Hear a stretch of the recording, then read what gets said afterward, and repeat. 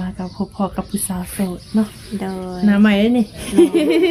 น้ำใหม่ซะโดยสบายดีตรงหละเด้อ สบายดี โดยสบายดีทางผู้สาวโสดหน้าใหม่เนาะก่อนอื่นทางเสมอเองกสิโคญาทำสื่อทางน้องพุ่นเนาะเพราะว่า FC มาของสาวเมย์หรือสาวละน้อยก็ยังบ่ทันฮู้ โดยน้องเพิ่นเนาะบางเทื่ออาจหน้าตาสิเปลี่ยนแปลงไปก็จำบ่ได้ก็มีเนาะโดยคนอื่นทางเสมอกสิคาขอญาทำสื่อก่อนเนาะสื่อว่าจังได๋น้องล่ะทิพย์สื่อน้องทิพย์สื่อมวลให้น้องทิพย์สั้นๆเลยบ่ดูทิพย์ภพรทิพย์พระจันทร์กับทิพย์เปิดแต่งไปให้เว้าให้ย่อยนะเนาะเสมอนี่ก็อายุจักปีกว่าน้องล่ะ18อายุ18ปีก็คือว่าอยู่นะทางน้องเพิ่นก็เคยออกมาสัมภาษณ์แล้วเนาะให้ทางเราสัมภาษณ์แล้วเทื่อนึงเนาะก็ถือว่าเป็นเวลาดุนนานแล้วเนาะเนาะเดือน2เดือนก็ว่าได้เนาะแม่นก็กลัวได้เขาว่าประมาณ3เดือนไปจ้ะเนาะ3เดือนหลังจากเปิดใจไปในมื้อก่อนมีคนโอ้ล้มอยู่บ่น้องล่ะบ่มีเด้บ่มีบ่ป้าน้องมีได้อยู่บ่ซะตอนเฮามาสัมภาษณ์นั้นบ่มีได้เด้เนาะแม่มีแต่เฟซเขาเจ้าก็เลยคนห้ามบ่ได้หั่นเด้น้องล่ะเพิ่นก็เลยว่าโอ้ยอยากติดต่อมาหาอยู่แต่ว่าบ่มีไลน์แบบนี้นะส่วนไลน์คือผู้บ่าวเพิ่นสิมักเล่นไลน์เป็นพิเศษนะโดยแต่ว่าทางน้องก็ยังโสดคือเก่าบ่โสดคือเก่าโดยเปิดใจกันยังบ่มีคนล้มอยู่แม่อ้าวโดยทางเอื้อยก็สิขออนุญาตถามน้องล่ะน้องอายุ18ปีเนาะคือยังบ่เคยสร้างครอบครัวแม่นบ่แล้วคนสิเข้ามาโอมาล้มน้องเนี่ยเป็นพ่อห่างพ่อหมายลูกติดแบบนี้เด้ได้บ่มักอยู่บ่หรือว่าบ่มักว่าเป็นผู้ห่างเลยผู้สาวเขาตื่นเฮ็ดจังล่ะเป็นพ่อห้างนี่เป็นจังได๋ไม่อยากเป็นได้บ่อยากเอาเนาะให้เจ้าเว้ามันลงล่ะความหมายนี่มันบ่เสียหายเพราะว่าในการที่เฮาบ่มักเฮาก็เว้ามาเลยว่าเฮาบ่มักแบบพ่อห้างพ่อหมายเรือมีลูกติดก็บ่มักแม่นบ่พ่อห่างแบบมีลูกหาบ่ได้อยู่แต่คันมีลูกนี่บ่มักเนาะยันอันนั้นยันเลี้ยงลูกเขาบ่กุ้มยันเลี้ยงลูกบ่กุ้มสมมุติว่าเป็นพ่อห้างพ่อหมายแต่ว่าลูกเพิ่นใหญ่เบิดได้จังล่ะเนาะก็ได้อันนั้นได้เนาะโอเคมีแต่แยกว่าเป็นพ่อห้างพ่อหมายแต่ว่าลูกน้อยก็สิบ่เอาถ้าเป็นพ่อห้างพ่อหมายลูกใหญ่นี่เอาเนาะสาเหตุที่บ่เอาพ่อห้างลูกน้อยนี่เป็นหยังย่านเลี้ยงลูกบ่กุ้มเพิ่นว่าเอามาซ้ำกันว่าไหลตีกันเนาะก็คือบ่เอานั่นล่ะเนาะต้องเอาเพิ่นบ่มีภาระเอาง่ายๆซะบางคนเพิ่นอาจสิบ่มีภาระดอกล่ะในการที่เพิ่นจะเข้ามาหาเฮาไปจากโอ้ลมเฮานี่นะเนาะบางคนนี่บ่มีนั่นซะละน้อยเนาะแม่นในทางน้องนี่มักผู้ชายแบบไรซะน้องล่ะสเปคมีบ่สเปคน้องว่าโดยสูงยาวขาวดีสูงยาวขาวดีกันได้เอาบ่อยากทำจากใจน้องเนาะแต่เอื้อนี่เว้าหยอกซื่อๆดอกนะน้องมักแบบใดเว้าตรงๆเลยน้องละบ่มักคนสักลายบ่มักคนยาประมาณนั้นบ่มักสักลายบ่มักสูบยากินเหล้ากินเบียร์เด้ลายแถวค้าก็บ่ได้บ่ลายบ่ได้เปิดเผยเด้จ้ะก็คือบ่มักคนสักลายแล้วว่าคนสูบยากินเหล้านอนเว้นนี่ได้บ่ดูก็ยังไงเสมอแค่นั้นนะเนาะแบบคนมีหนวดมีเข้าเลยจ้ะน้องอ่ะมีหน่อยได้อยู่ไม่ได้ก็ไม่ได้ทูทาคันนะยันมันมีแล้วคันแต่ใครเนาะค่ะ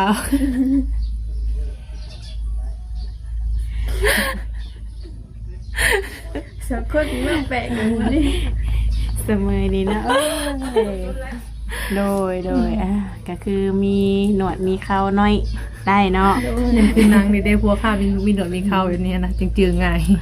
โดยคือดังว่าทางน้องก็ออกเปิดใจในกระไรซ่องอยู่น้องล่ะเนาะมีอยู่บางคนเขามาจีบนี่ช่วงหนึ่งหนูไม่ช่วงนี้บางคนมีเป็นไงแต่ละคนเขามาจีบน้องนี่แบบไรน้องล่ะเป็นพ่อห้างพ่อหมายมีปะบ่มีมีแต่อย่างอันหนึ่งอะไรอันหนึ่งยังได้อันหนึ่ง แล้วสิเราหลุดไม่งานยังว่าอายอันหนึ่งแล้ว อายอันหนึ่ง อายุเพิ่นได้พ่อฮู้ว่าแต่ละคนเขามาจีบน้องนี่อายุประมาณเท่าไหร่ 30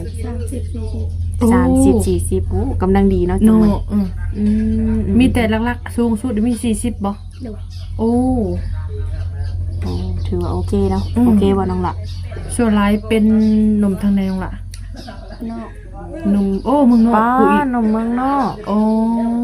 หนุ่มเมืองนอกอายุ35 40 เนาะถือว่าโอเคในทั้งน้องบ่มักเพิ่นบ่ซะน้องละ กะเพิ่นดูถูกน้องอะนะ เอ้าดู อ๋อ ถูก ดูถูก ดูถูกน้องว่าน้องว่าทางบ้านน้องนี่ก็บ่มีขอมีปานใดนะเพิ่น อืม ใช่ว่าเพิ่นก็สิดูถูกน้องนี่แกเงินนะ โอ้ อ๋ออ๋อคือทางน้องนี่ไผสิว่าสิเข้ามาจีบนี่หนึงต้องดูแลได้เนาะซัพพอร์ตเฮาได้ในครอบครัวเฮือนซ่านเฮาเนาะ อืม โอ้แต่ว่าเพิ่นนี่มองว่าน้องนี่เห็นแก่เงินโอ้เนี่ยหลายคนจะหลายมุมมองเนาะเสมอเนาะ แม่ อืม บางคนก็คือการได้บางคนเพิ่นการคิดออกกับแบบว่าในการใช้จ่ายมันก็อยู่ในบ้านเฮามันก็คือว่าหาเงินยากเนาะอืม โดยแต่ทางน้องก็ยังรวมกับเพิ่นอยู่บ่ปัจจุบันนี้ เพิ่นมีแฟนแล้ว โอ้คนมีแฟนแล้วอืมโดยก็บ่เป็นหยังเนาะน้องหลานเนาะเปิดใจหาใหม่เนาะคนที่สิเขามาลมน้องนี่ปัจจุบันนี้นี่เนาะเพิ่นต้องเฮ็ดหยังแน่น้องล่ะคนที่สิเขามาจีบน้องนี่ต้องคัดเลือกว่าแบบต้องเป็นสายเปย์เท่านั้น ต้องดูแลเฮาไร่เท่านั้น กะบางอย่างกะ อยากให้ดูแลน้องแหละเพราะว่าทางบ้านน้องก็บ่ค่อยมีส่วนหลายก็ขอในน้ำแต่เกรงใจ โดย น้องก็บ่ได้ไปหาทางนั้น คือปัจจุบันนี้ทางน้องก็บ่ได้เฮ็ดเวียกเฮ็ดงานหยังเนาะ โดย คันว่าคนที่สิเข้ามาจีบนี่ขอเป็นคนที่ว่าเข้าใจเนาะเข้าใจแล้วก็สามารถดูแลเฮาไร่แต่ละมื้อเนาะ บ่ดูถูก แล้วก็บ่ดูถูกครอบครัวเฮานำ โดย โดยหวังว่าหนุ่มๆเพิ่นก็คือหลายผู้หลายคนก็คือสิเข้าใจเนาะ หลายคนบ่ที่ว่าสิน้องแบบว่ามาดูถูก มีคนเดียวนั่นแหละ มีคนเดียว ผู้หนึงค่ะเคยเว้าอยู่แต่ว่าบ่หลายปานนี้ โอ้ โอ้แต่ว่าผู้นี้เพิ่นเว้าร้ายบ่ อืม เพิ่นเว้าเสียสิแบบบ่ให้เกียรติน้องเลยเสียสีน้อง บ่ อืม คันว่าซึ่งว่าเนาะคันบ่มีก็บอกน้องดีว่าบ่มีนะก็แล้วไปดูถูกเนาะเห็นแก่เงินนั่นนี่นะ อืม อืม โด บ่ ย ว่าใครนั่นเนาะ แม่นโดยแม่นความ แต่ว่าในการโอ้ลมกับผู้บ่าวนี่ยังบ่มีแบบคนที่สเปคในใจยังบ่มีแบบถึกใจเนาะ อยู่ โอ้ ในใจน้องนี่มักผู้ชายแบบใดเนาะคิดว่าคนที่สิเอามาเป็นลูกเป็นผัว คนนี้ก็น้อง คนมีกว่า อยู่ ฐานะดีกว่าน้อยหนึงเนาะ ดีกว่าน้องนึง แบบซ้ำข่อยเจ้าได้ซะแบบหอมสิจับมือไปนำกันที่ข่อยหักแท้แบบนี้นะเอาอยู่บ่ บ่ค่อยปานใดสำกับน้อง โอ้เอาแบบต้องเถื่อคนอาจสิแบบว่าซ้ำกันนี่แต่ว่าเพิ่นจับมือถือแขนพากันไปสร้างไปนำกันนี่คือบ่โอเคแม่นบ่ ดู โดก็ต้องเอาคนที่แบบว่า กันบ่รอด เขาต้องเอาคนที่แบบว่า มีกว่าเฮาจะได้อาศัยเพิ่นได้บ่โอ้ โดย โดยก็คือว่าเลยเนาะมันก็มีหลายกรณีเนาะบางเทื่อบางคนอาจสิเข้ามาหาเฮานี่ก็จักสิว่านั้นมีทั้งผู้ดีและผู้บ่ดีเนาะ แม่น บางคนก็ให้เกียรติเฮาบางคนก็แบบนี้หันนะแต่ว่าคนใดที่บ่ให้เกียรติเฮาก็คือว่าเขาก็บ่คุยเฮาก็เลือกที่ปฏิเสธไปแบบนี้หันนะอืม โดย หาคนที่แบบว่ารับเขาได้รับเขาได้แล้วก็พร้อมที่แบบว่าเบิ่งแย่งเฮาหั่นแหละเนาะ โดยแบบทั้งน้องก็ได้จำกัดหน้าตารูปร่างเพิ่นอยู่บ่น้องล่ะเป็นคนผอมคนอ้วนแบบนี้ต้องเป็นคนหล่อบ่อย่างนี้สิเข้ามาจีบน้องนี่นะหรือว่าหน้าตาบ้านๆก็ได้บ่ อันนี้ให้น้องนี่ตอบตามที่ว่ามักหักเนาะเสมอเนาะมักหักแล้วก็คิดว่าโอ้ลมน้ำได้ ใจ ขนาด อยา นั้ ก น ได้เพิ่นรอ การถามเนาะ ในใจอยากได้คนรอ ให้ใช้เลือกเนาะ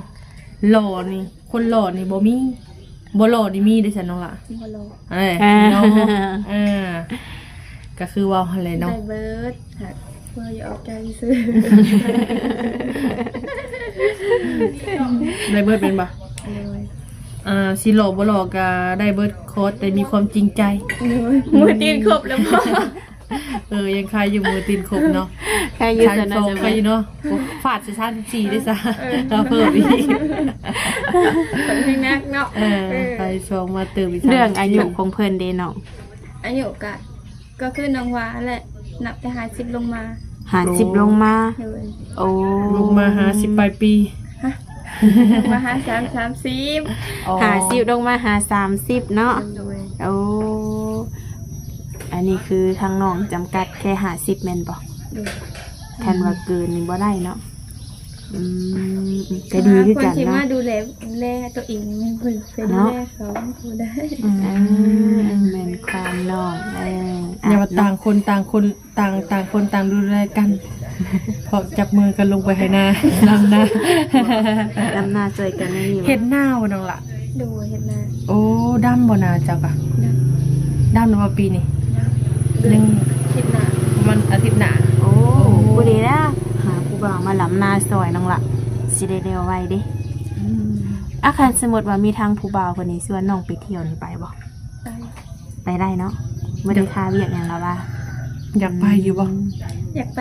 เที่ยวไปยัง เราอยากไปเที่ยว ไม่เคยไปเนาะ บ่เคยไปทางใด ดู อยู่ลาวเขาเลย อยู่ลาวก็ไม่ได้เคยไปไหนเลย โอ้ เราไปเที่ยวอยู่แต่ใน โอ้ มันหันกับเพื่อนแม่ไป แต่อยากไปเที่ยวอยู่เนาะ เหนื่อย โอ้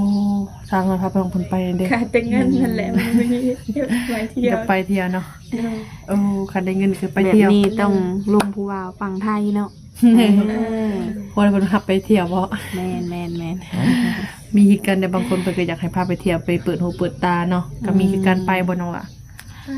ต้องไม่ผูกพาไปแล้วล่ะ ให้ซาหน่อยซะผู้เพิ่นชำนาญทาง นะแล้วน่ะสิฮู้ทางล่ะ ให้พาน้องคนไปหาเที่ยวคือว่าเขาแหละในการที่โอ้ลมกาบางเทื่อในการที่เป็นชูเป็นแฟนกันในใส่ระยะโดนอยู่บ่ในการที่เป็นแฟนกันเนี่ย ทิศ แม่น ไปก็ได้ ทิดปลายเป็นแฟนได้เลย ถ้าคุยกันเขอใจ เหนื่อย อยู่ไวเด้อซะจดเจียดใจฮอด เนาะ อยู่ยังโดนแต่ว่าเนาะ โดยคือน้องหลาสมมติว่าเนาะทางหนุ่มๆเพิ่นนี่เห็นคลิปนี่เนาะซึ่งเพิ่นอายุประมาณ50แบบนี้นะมักหักน้องแบบนี้นะพร้อมดูแลพร้อมซัพพอร์ตแบบอยากมาคอยอยากมาแต่งเลยแบบนี้หั่นนะเอาบ่ ก็ต้องรอกับพ่อกับแม่ก็ ต้องคุยกับพ่อกับแม่ก่อน ถ้าพ่อแม่โอเคก็ถือว่าเอาได้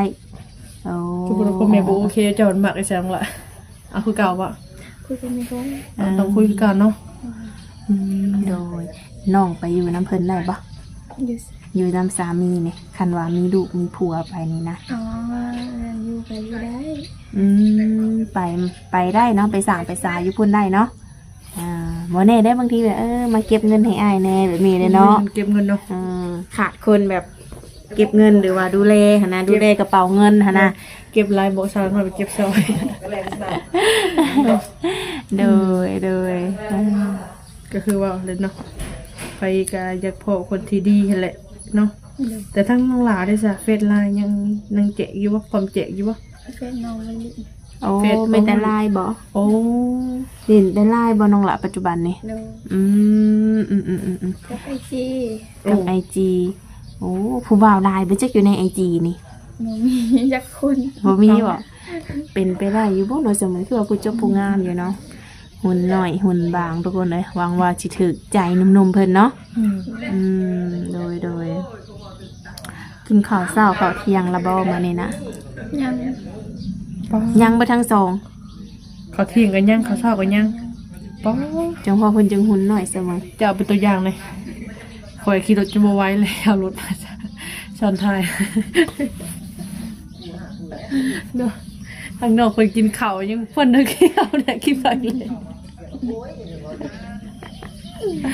มาในมื้อนี้เนี่ยจักเป็นอีหยังมีแต่พากันหัวมื้อนี้บ่แม่นพี่น้อง โด เอ้ย ย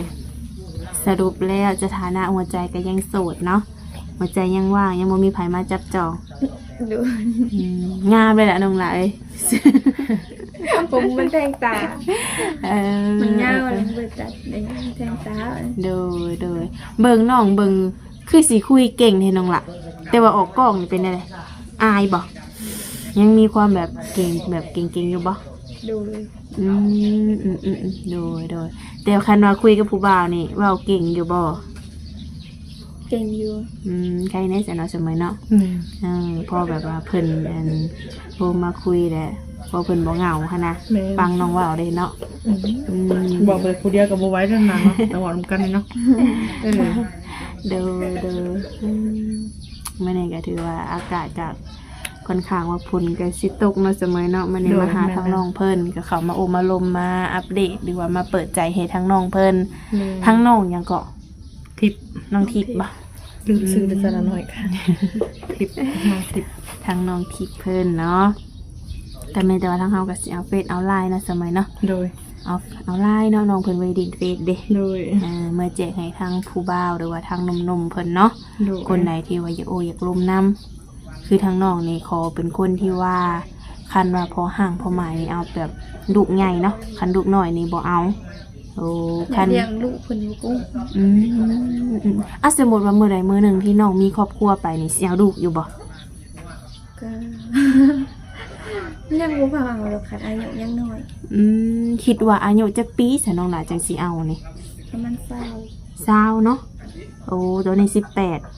ผู้ดีแหละคุยกับผู้บ่าวประมาณ2 ปีเอาเลย นะ โดยคือว่าอะไรเนาะคือทางน้องเพิ่นก็เป็นคนตัวน้อยๆอายุก็18 ปี เป็นผู้สาวขึ้นใหม่เนาะเสมอเนาะเว้าง่ายๆกันเนาะคือเสมอนี่บ่ได้ละ โดยเอาก็บ่มีหยังแล้วนะ อยู่ได้นี้ เอ้า สามมือนี่คลายบ่ออกแล้วซะละหน่อยเว้านะข่อยได้คลายบ่ออกแล้วบ่เป็นหยังเนาะทางเฮาก็สิได้ขอตัวปิดคลิปเนาะเพราะว่าทางเฮาก็สิได้ขอตัวเมื่อเพราะว่ามันมือฟ้ามืดฝนเนาะ แม่นฝนสิตกแหละเนาะ แม่นถ้าว่าคำใดเฮาบ่ได้ถามก็แชทมาถามทางน้องเพิ่นเนาะถ้าผิดพลาดประการใดก็ขออภัย FC เด้อเนาะพบกันโอกาสหน้าสิได้เข้ามาหาน้องเพิ่นก่อนเนาะ โดย เอาสบายดีเด้อหลานเด้อโดย